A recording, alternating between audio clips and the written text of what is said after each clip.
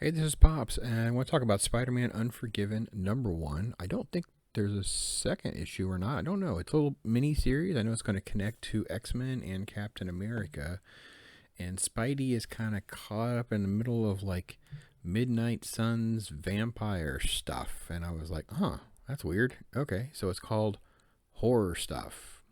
Kid you not, that's what it's called. So this is written by Tim Seeley. Art by Sid Koshan. Not familiar with Sid's work, so this will be my first little sort of sampling of Sid's work. And the action basically moves pretty quickly through this like attack sequence, and this fight breaks out, and you learn quickly that there's this group of vampires, and this is sort of like an initiation test. And we get a little quick little flashback to basically like Golden Age or at least Silver Age type comics, or at least the feel of it is with Captain America. And here we don't have any editorial notes, so I don't know exactly what comic issues you're talking about, but basically you have a Japanese vampire, and this is something that I know existed. I'm not too familiar with the character. I'm not going to pretend. And then they say, well, you're welcome to the club. You're going to be in the club. And she throws on her little happy face. Now, this was like the cringe panel of the book. Every book appears to have a cringe panel. This was my cringe panel of this book. A little disappointed. I will get to spoilers a little bit later, so I'll let you guys know in case you do want to read this. This does have at least the potential to become a pretty decent little story arc and interesting elements. I'm not going to say it's great or anything that you run out and grab, but it's at least got the potential. So anyway, so RAIZO KODO, who's the Japanese vampire here, he starts explaining who they are, what they are, how they exist, what the rules are, those kinds of things. And then it is sort of like explained through him that, you are not gifted like Captain America. You are not misunderstood like Spider-Man. You are not wrongly persecuted like the X-Men. You are a vampire, a cursed parasite who begins each day in darkness. You must fight harder than Steve Rogers or Spider-Man or the X-Men, because for you, the light is so much farther away. Do you understand? Yeah, I think so. It's like, okay. So the issue moves pretty quickly. I will say that this was a funny little panel to me. I don't know if they brought back the Spidey light consistently, but there's like a little nostalgia moment with the little Spider-Man flashlights, and he's using it.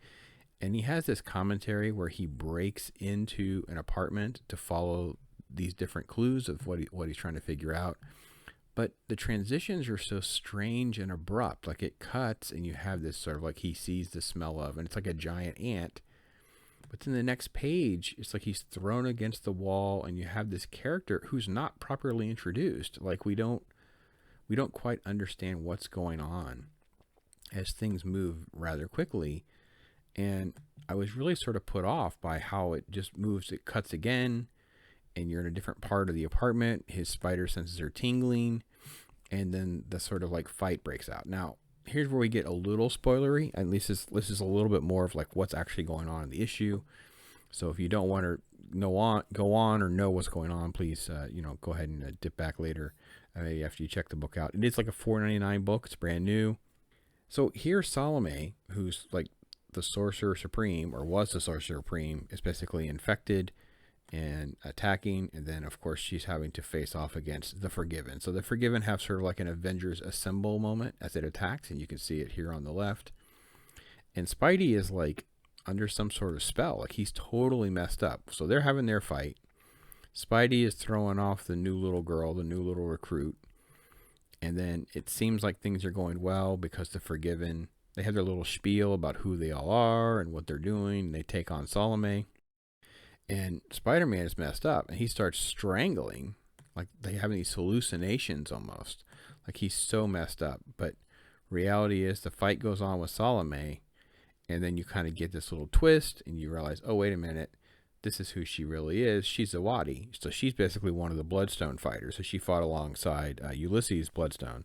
So she dates back a long time ago. Wish they sure had set that up a little better, or given us a little more information on that, and not just presumed that we all knew that.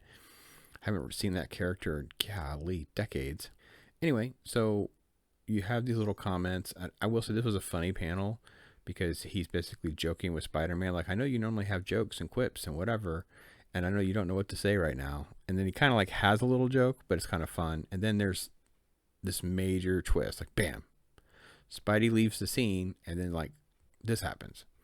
So the recruit is all a scam, and because she pulls away his protective gem, he can't now survive in the sunlight, and he just disintegrates right in front of her, right? And it becomes chaos. And of course, when the group finds out, they know it's Red Blood, they know it's her, and they're infuriated. And then the investigator in Maine finds this little clue, and the X-Men are involved. And that's where we're going to go next. We're going to go to the X-Men Unforgiven. Okay, the book itself is not horrible. It's set with a whole lot of interesting elements. I love the fact that you would have these very superhero, heroic characters, Spider-Man, Cap, and X-Men sucked up in this sort of like vampire battle with different creatures and things like that. But we're not doing a really good job. Tim Seeley and the editing staff need to do a better job of explaining like who people are and what's going on. Refer back to previous issues so we can kind of understand some of the lore if we're not familiar with it. It's a very clunky issue. The pacing is all out of whack. I mean, literally the whole apartment sequence, there's 3 pages. It so abruptly changes directions, it's almost difficult to follow. You kind of have to flip back and go back and read it again. Like, I didn't like that sequence at all. And then at the end, they're going for this massive surprise twist. But what I didn't show you was there's also this little panel that's put in the middle, like Spider-Man goes home, and there's like a hug, and it's like, meanwhile, this is happening. I know kind of what they're going for, but why are you going for that? Like, I don't understand why you're going for that. Spider-Man is still going to be pulled into this. If so, that's unnecessary. If he's not, then why show it at all? Like, some of those things just don't work. There always has to be, like I said, the cringe panel, which we got one of those. We have the obligatory nostalgia moment, which we had a little, spider flashlight. Maybe a couple of the characters could be treated that way since they haven't been around, as far as I know, for years. I don't know. So look, goes on with X-Men Unforgiven. Probably read that, see what I think, and kind of give you guys a heads up. It could be an interesting little mini series. I don't think I'd highly recommend it for $5. I think this is crazy that they're still charging $5.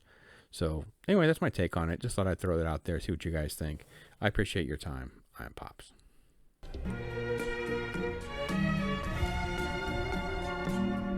Yeah.